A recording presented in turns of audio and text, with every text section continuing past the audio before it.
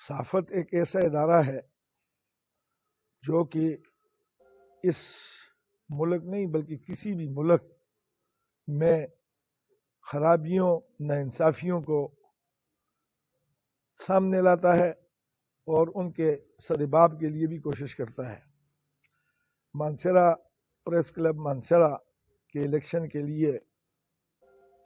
صحافی حضرات نے ہم پہ اعتماد کیا۔ ان کا ایک مقدمہ تھا عدالت میں جس میں مجھے خاور عباسی صاحب، شیراز خان ایڈوکیٹ، ملک ممتاز صاحب اور شاہد چودھری صاحب کو نامینیٹ کیا کہ یہ الیکشن کرائیں، جس میں مجھے چیئرمین بنایا گیا اور ساتھ ہدایت کی گئی کہ ہم عبوری آئین بنائیں۔ ہم نے بڑی کاوشوں سے آئین بنایا صحافی حضرات کے مشورے سے، اور جس پر کم از کم 3 مہینے لگے، اور ہم نے پشاور سے لے کر ایبٹ آباد تک جتنے بھی پریس کلب کے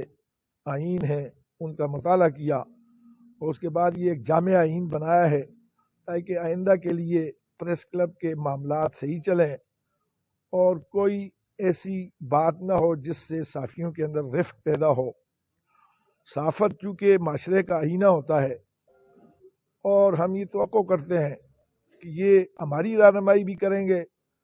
اور لوگوں کی رہنمائی بھی کریں گے، اور جس طرح ان کا وتیرہ رہا ہے کہ نشاندہی کرنا ناانصافیوں کی اور معاشرے میں غلط کاموں کی اور اس کے خلاف آواز بلند کرنا، اور میری یہ توقع ہے کہ انشاءاللہ ہم اس کام کو بحسن طریقے سے سر انجام دیں گے، اور ہماری اس ٹیم میں خصوصاً خاور عباسی صاحب نے بڑی محنت کی ہے۔ یہ اس محنت کا ثمر ہے کہ آج ہم پرامن طریقے سے یہ الیکشن کروا رہے ہیں، اور آئندہ کے لیے جو کابینہ منتخب ہوگی، صرف آج تو پولنگ صدر کی ہے،